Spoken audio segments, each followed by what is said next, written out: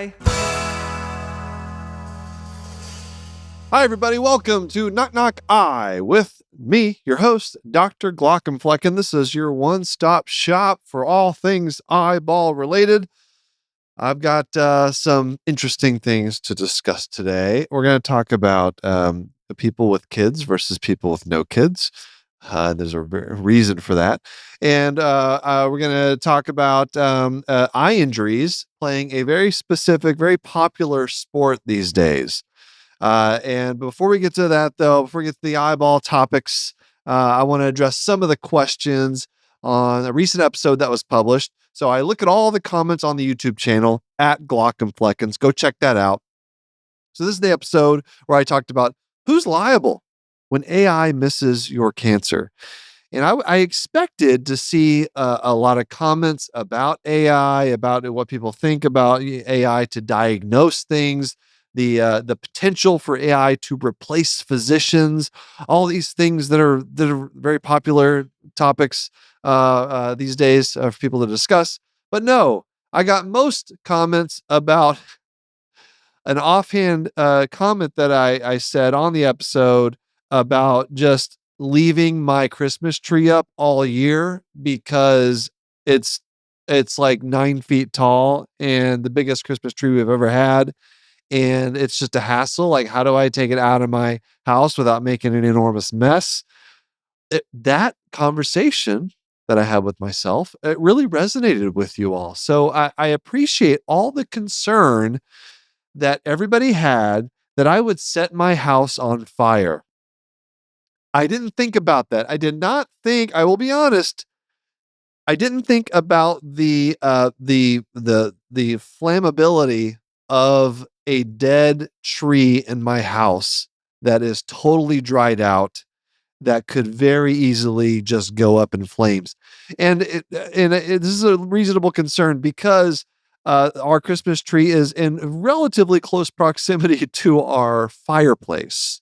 We have a screen for it, but it is a wood burning fireplace, a good sized fireplace. And so like one little spark that flies out or an ember, I should say, that flies out. I would probably be all it took to have that tree go up in flames and ignite. And all of a sudden our house is rubble. So let's not do that. In fact, I'm pleased to let everyone know that I did remove the Christmas tree. It is no longer in our house. I made a big mess and I pulled a muscle in my neck that I'm still recovering from, but the tree removed from the house. So no increased risk for the Glaucomflecken household going up in flames. So I'll just read a few of these responses that I got on the YouTube channel. First of all, at Julian Benford 6500, we're going to need a later update on the tree removal. I'm giving you that now. So here's the thing. So at first I bought a plastic thing, basically a big giant piece of plastic that is designed to go over your tree and keep everything contained and squashed down as you try to move it out of the house. Good idea in theory. I got this thing, and the minute I tried to put it over the tree using a step ladder, which is not something that people over the age of 40 are supposed to do, I know I can hear the comments from emergency physicians already. What are you doing on a step ladder?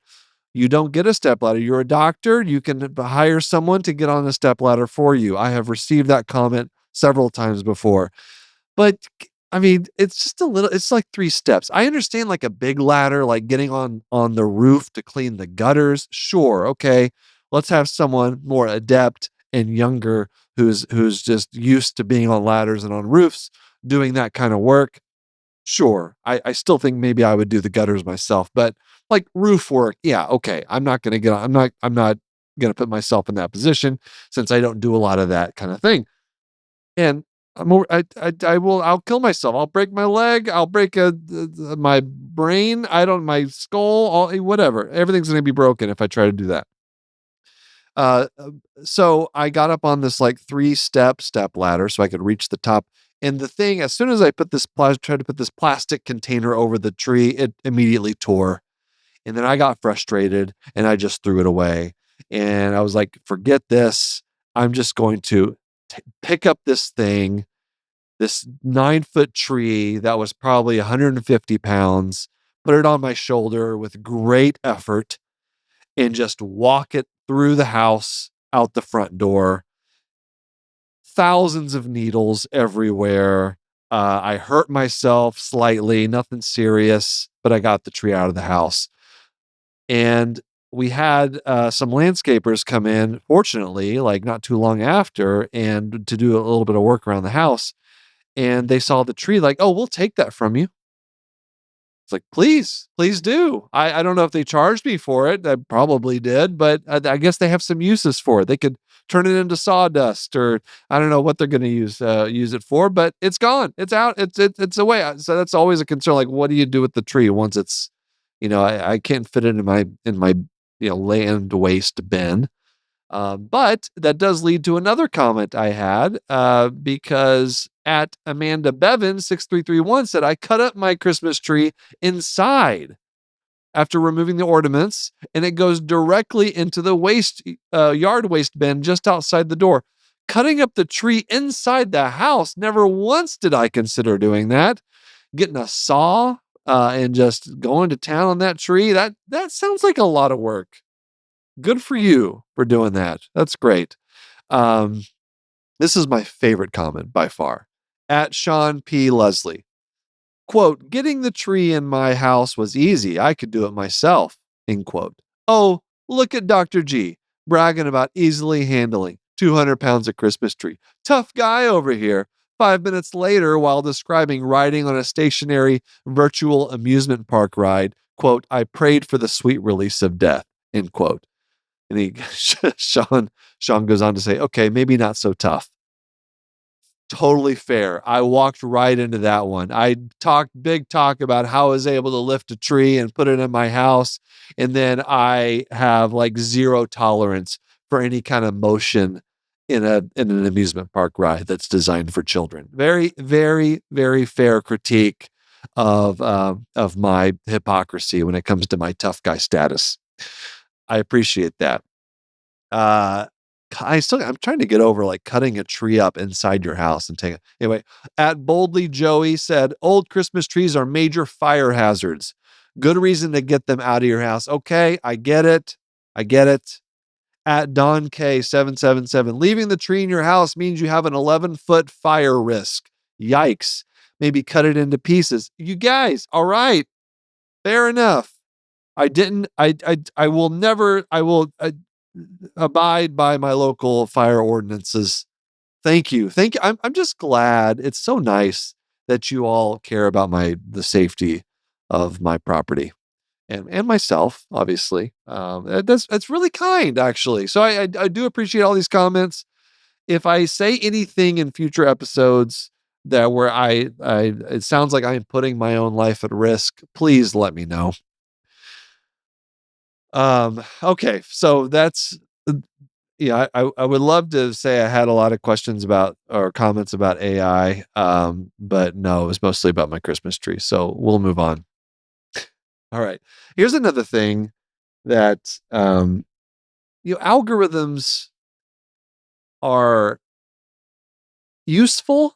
Social media algorithms are useful, but also mildly annoying because sometimes you linger on something in your feed or click on something to see comments just because you want to see people's reaction to that thing. Not that you enjoy that post.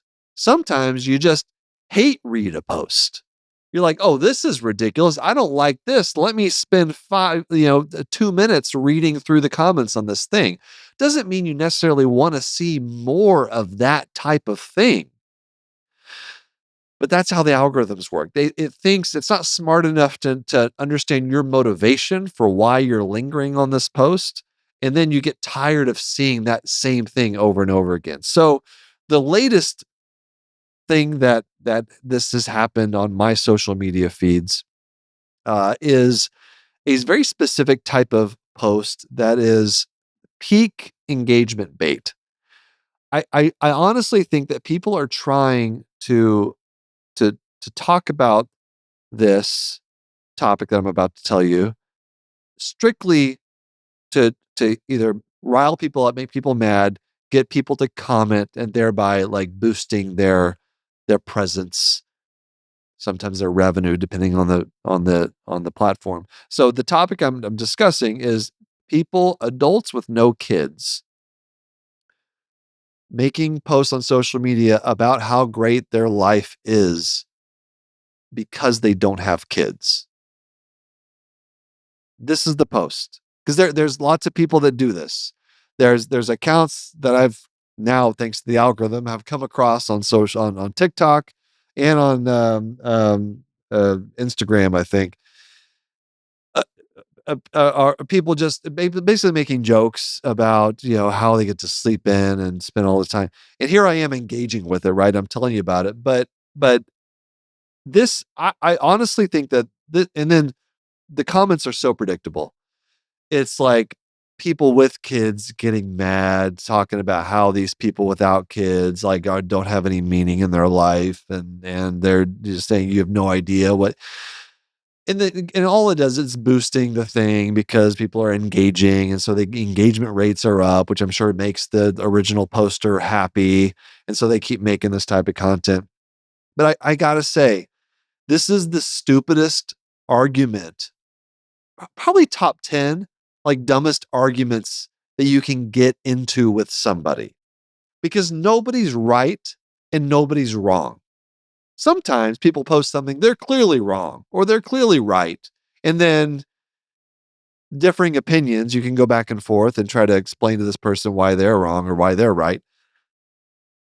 But there's nobody wins except for the person who posted the content who's getting the engagement. Because a person with children, and myself included, actually, here's what I'll say. People without kids have no idea what it's like to have children. They put out this content that says, I don't have to get up in the middle of the night to change diapers. And basically whenever they're making this type of content, it's always like the tasks that, oh, I can't go on a international trip because my kids are in school or whatever. It's always like task oriented or activity oriented. And because that's all that they can really point to when they're making this type of content about how great life is as an adult without kids and dual incomes and all these things. And but one thing they can't speak to is just like the emotional impact of having a family, of having kids, which is the the biggest thing about having kids. And so it's like, you know, how can you really speak to that experience if you've never that you can't when you don't have kids, you can't really know what it's like to have kids, to have your own children. And so why are we even making this content other than to just drive engagement? But it's not that they're wrong. Like, if you don't want to have kids because you don't want to do all of the things that associate with having kids, then don't have kids. Like, you should not have children unless you want. You absolutely 100% want to have children. And so I just don't understand about why people get so riled up about this. If people want to post a piece of content about how great life is like with a bunch of money and no kids, like, great. You do you. This is your one life, your one precious life to do whatever it is you want to do. All right. You want to have kids? Great. You don't want to have kids? Great. But this content that the algorithm has fed me of people basically like baiting people with children into getting mad because this person without kids is saying how much better life is like without kids. That's bad content because you can't compare the experience unless you have kids. So I don't know. It's stuff like that just drives me crazy, and it's my own fault because I engaged with it once watching a piece of content, reading the comments, and so I get more of it. But it's one like argument that I would love to just go away. And I know this is not eye related at all, but I don't know. It's stupid. It's stupid. Like I'm not gonna tell someone without kids, you need to have kids. You should have kids because it's so fulfilling, and to have someone who's a mini version of yourself, and you can shape and you can love and you can do all. Yeah, those are all great. Those are all my reasons why I love having kids. But like, that's not that person's reason for existing or what they want to do with their life. So why am I trying to convince them, this person who clearly doesn't want kids and is happy with their life without kids, why am I trying to convince them to have children in the comments on a social media post? Like, that's dumb. It's just as dumb as this person, I think, just making this content, baiting people with kids into having an emotional response about it. So little soapbox there. I'm done. That's it. Let's take a break. We'll come right back. Hey, Kristen. Yeah. How come people only talk about being cozy and warm and wrapped up during the holidays? I don't know. I like to be cozy all year long, every Right. single month. Exactly. When the holidays wind down, like that's what I crave the most. I Yes. still want to feel that way. Right. And I need a lot of rest after the holidays. So it's nice to be able to wrap yourself up in And that's something exactly what cozy. Cozy Earth delivers. Luxury comfort that makes home the best part of your life. And now you can get a 100-night sleep trial with Cozy Earth and a 10-year warranty, because once you feel this level of comfort, you'll want it to last a whole decade. That's right. Start the new year off right and give your home the luxury it deserves and make home the best part of your life. Go to CozyEarth.com and use my code KNOCK for up to 20% off. And if you get a post-purchase survey, be sure to mention you heard about Cozy Earth right here. Give the gift of comfort that lasts beyond the holidays and carries into a cozy new year.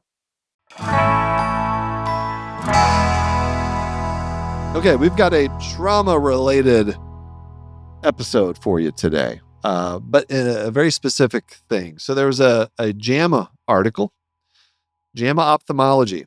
Title of this article: Pickleball-related ocular injuries among patients presenting to emergency departments.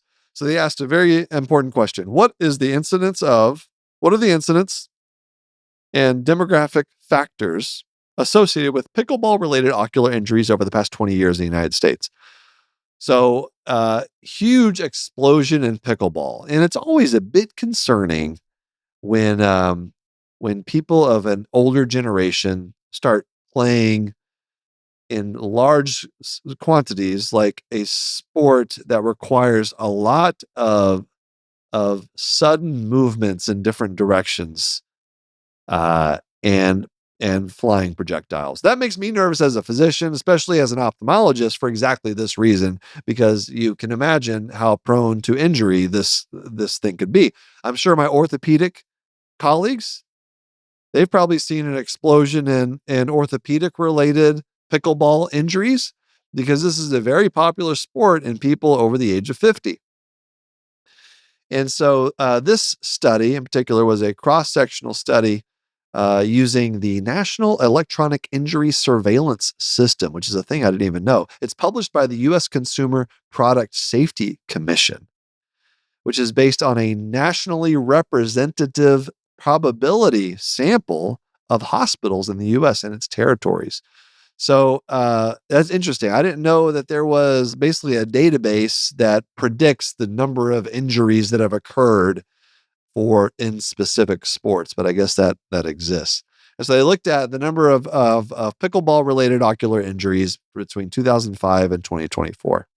And so what they found that there are an estimated about 3,200 pickleball related eye injuries that occurred with over 1,000 occurring in 2024 alone. So a good third of all the eye injuries in this country due to pickleball, a third happened just in 2024 alone. The other 2/3 happened over a course of 18 years. So this is exploding in popularity and also in the amount of injuries. Let's talk about the demographics. So there were more pickleball-related ocular injuries in patients 50 years or older than in people younger than 50 years. And that might be just because they're the demographic of the people that play pickleball. I think there's just more people over the age of 50 that play pickleball. It's a very popular sport among retirees. You go to retirement communities or areas of even where we live in Portland, areas where there's a large amount of retirees. They've turned tennis courts into pickleball courts, much to the chagrin of people who live. One of my favorite things I've ever heard. I mean, it's very annoying to people that live near pickleball courts is the number of people that are like going insane because of the frequency of the sound that pickleballs make being hit by the paddle. That ding, ding, ding over and over again for hours and hours every day. That would make me go crazy too. So I could totally understand that. But lots of people, just tennis is going away. It seems like for the average person, pickleball's coming in. And I played pickleball. It makes sense. Easier game to pick up as a novice. It's not hard to play pickleball at just a recreational level.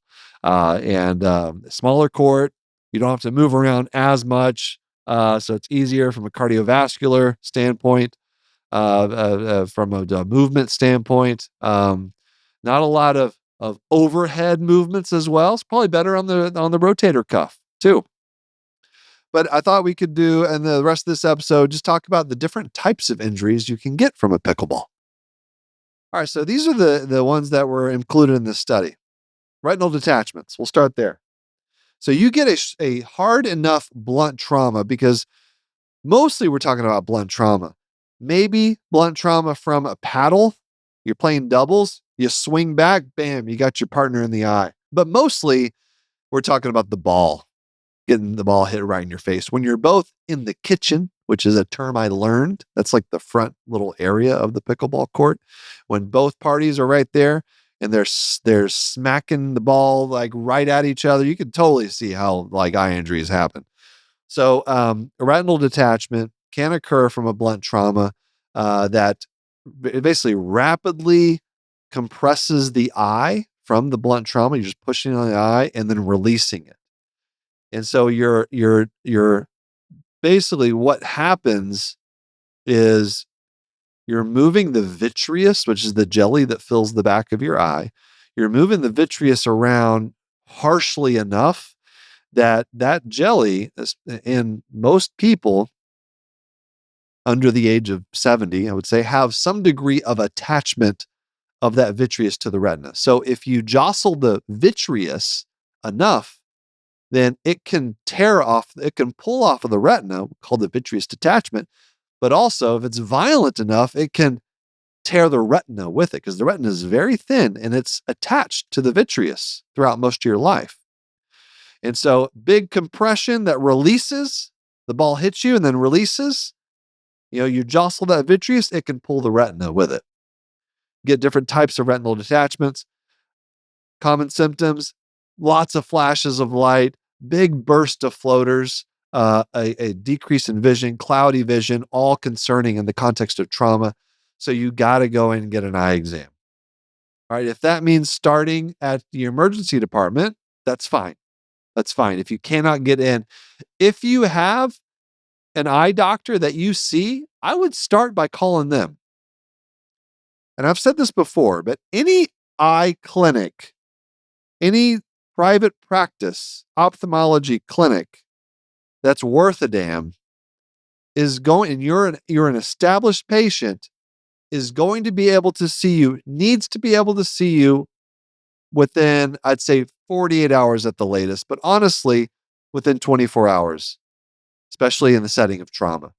I'm on call for my practice. I get a call from one of my patients, even if it's not my patient, it's my partner's patient. They say they got hit with a pickleball. I'm seeing them as soon as I can, as soon as it's reasonable. Within 24 hours, I would say is standard. If you don't have that option, you haven't seen, or you don't feel comfortable seeing an eye doctor that maybe you saw 10 years ago, go to the emergency department. All right. They have someone on call for ophthalmology, unless you're in a very rural environment. because what you need is a full dilated exam to be able to look at the retina. And that's not everybody can do that. All right. Typically, that does require an ophthalmologist to do that.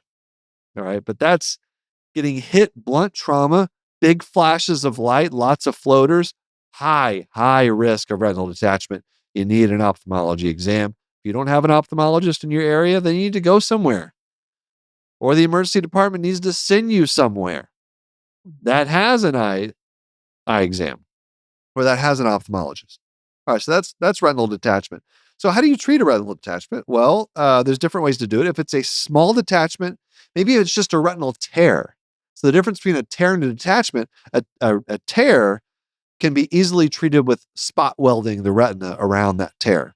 You don't actually repair the tear. The tear is going to be there forever. What you're doing is you're trying to prevent fluid from tracking in that tear underneath the retina and pulling it up. And so you spot weld with a laser around the tear to keep that from happening.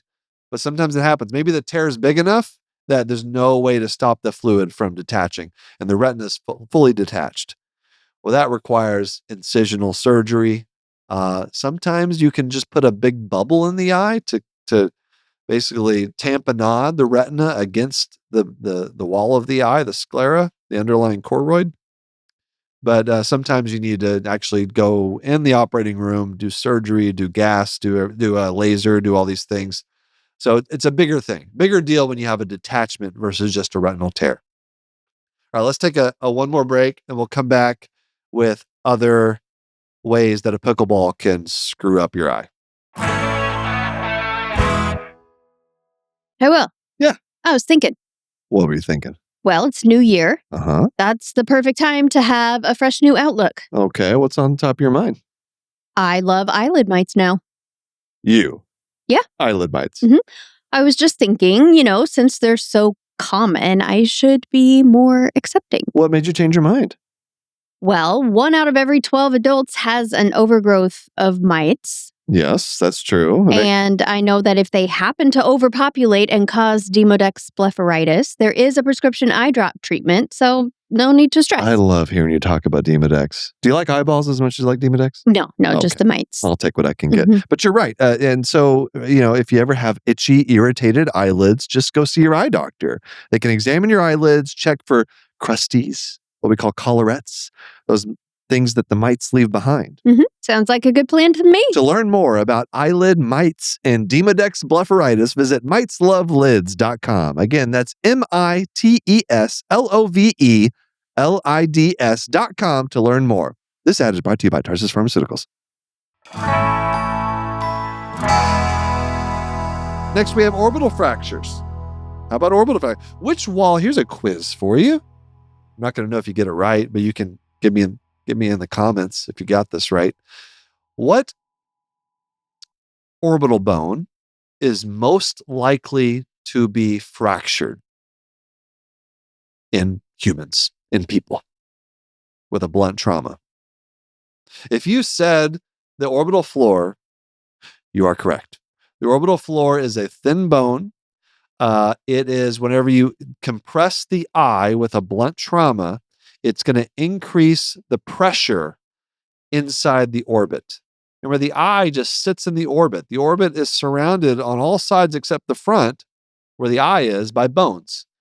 And it's a more or less compact space. If you push the eye backward, it's going to increase pressure inside the eye, inside the orbit.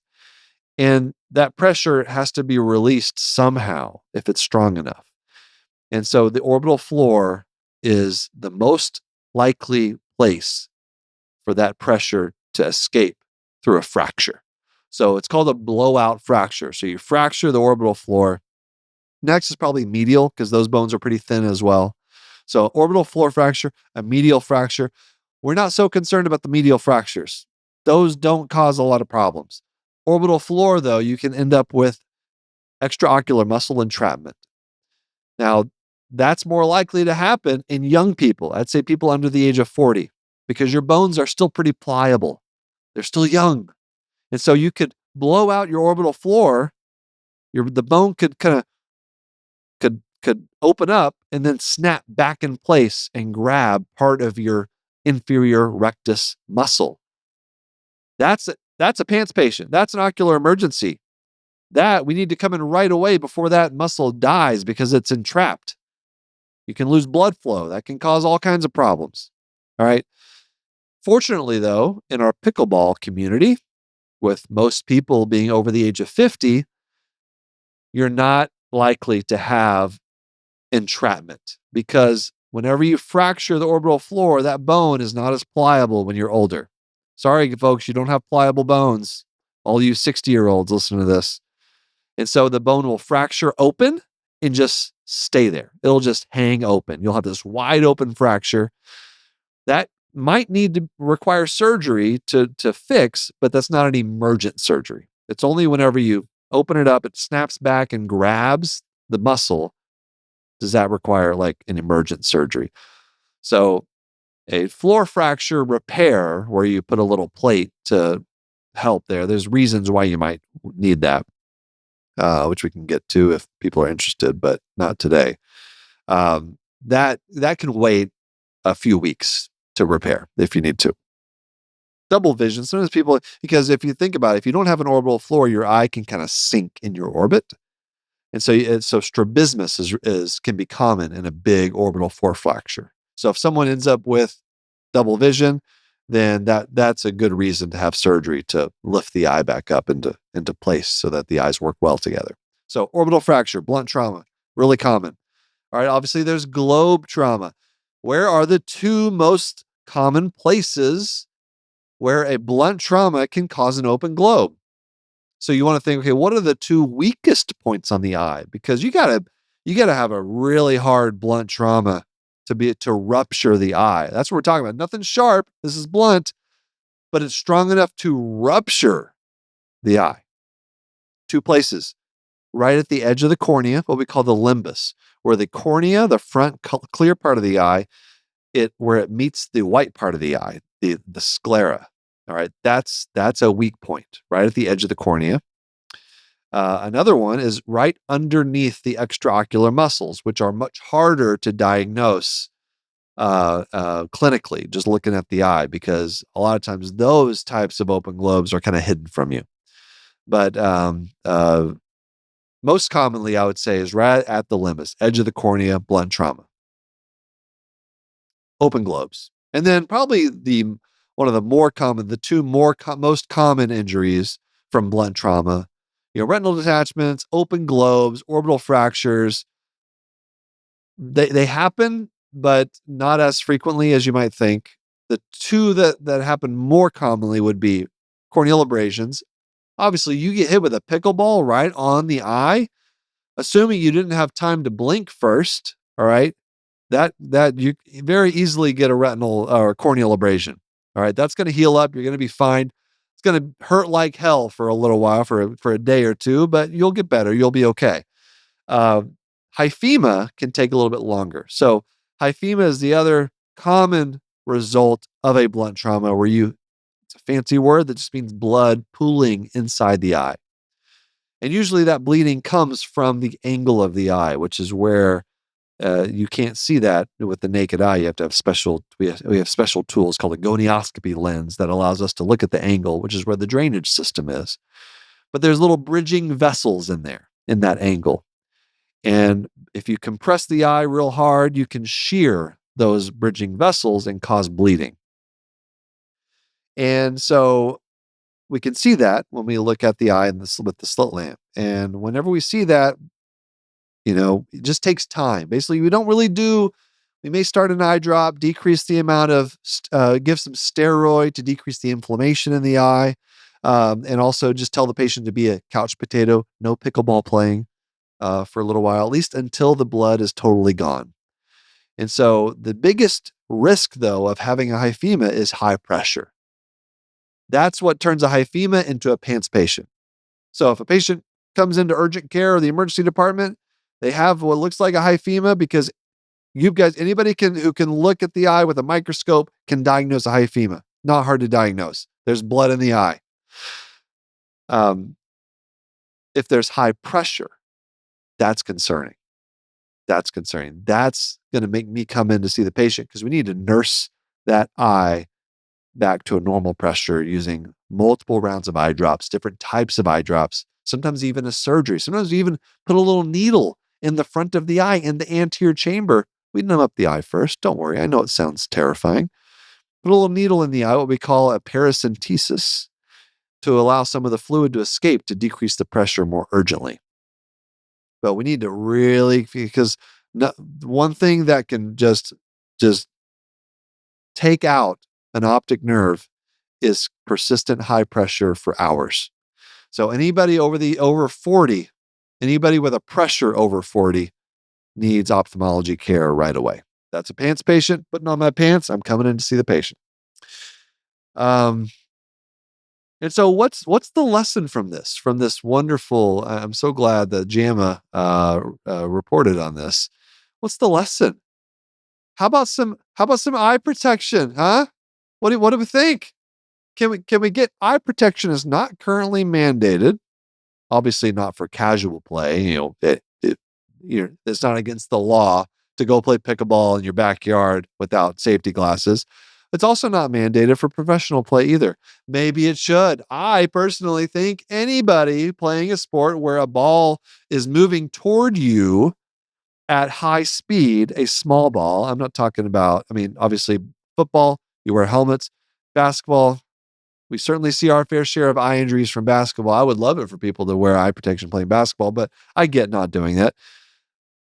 But even golf, ideally the ball's moving away from you. So there's not a lot of golf ball injuries to the eye. But baseball, yeah. Pickleball, yeah. Tennis, absolutely. Call me biased because I am an ophthalmologist. I think we should all be wearing safety glasses when playing these sports. And I realize people will not agree with me on that. All right. But I have to. It's my duty as a board certified ophthalmologist to be irrational a bit when it comes to these types of precautions. So just let me have this one.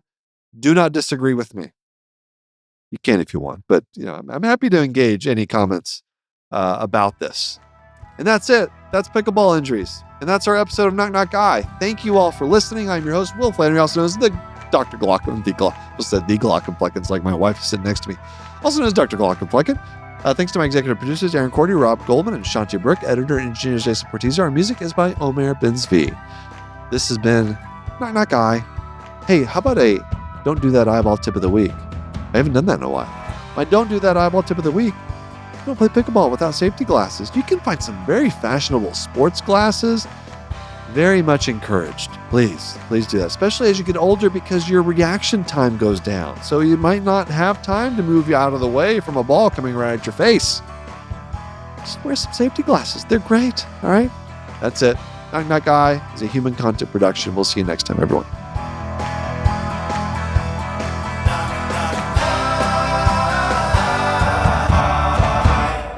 Goodbye.